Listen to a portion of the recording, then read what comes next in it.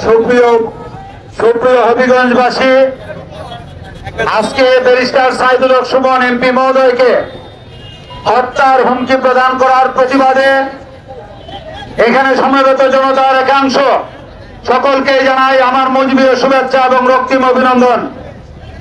আমি বেশি কিছু বলতে চাই না, শুধু আমাদের মাননীয় প্রধানমন্ত্রী জননেত্রী শেখ হাসিনার কাছে আকুল আবেদন, আপনি চাচ্ছেন বাংলাদেশকে একটি দুর্নীতিমুক্ত এবং জনগণের শাসনে পরিণত করার জন্য।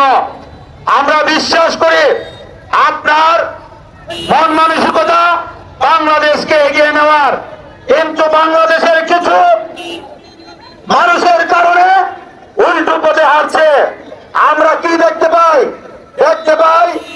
আমাদের গরিব মেহনতি খেটে খাওয়া কৃষক যেখানে ব্যাংক থেকে 5,000 টাকা আনলে তাদেরকে পুলিশ হাত করা পরিয়ে থানায় নিয়ে যায় এবং জেল হাজতে প্রেরণ করে।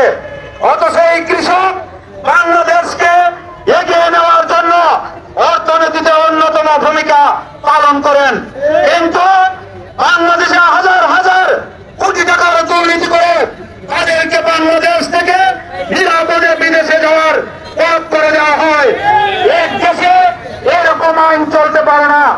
আমরা মাননীয় প্রধানমন্ত্রী আপনার কাছে আকুল আবেদন, 71 যেমন সাধারণ মানুষ দুর্নীতিবাজ পাকিস্তানের বিরুদ্ধে যুদ্ধে ঝাঁপিয়ে পড়ে বাংলাদেশকে একটি স্বাধীনতা দিয়েছিল, তেমনি ভাবে আমাদের খেটে খাওয়া মানুষদের একমাত্র ভরসাস্থল দুর্নীতিবাজদের আতঙ্ক ব্যারিস্টার সাইদুল হক সুমনের জন্য আজকে এই জনতা আবারও 71-এর মুক্তিযুদ্ধের মতো বাংলাদেশের মানুষ ঝাঁপিয়ে পড়বে এবং সুমন ভাইকে রক্ষা করবে।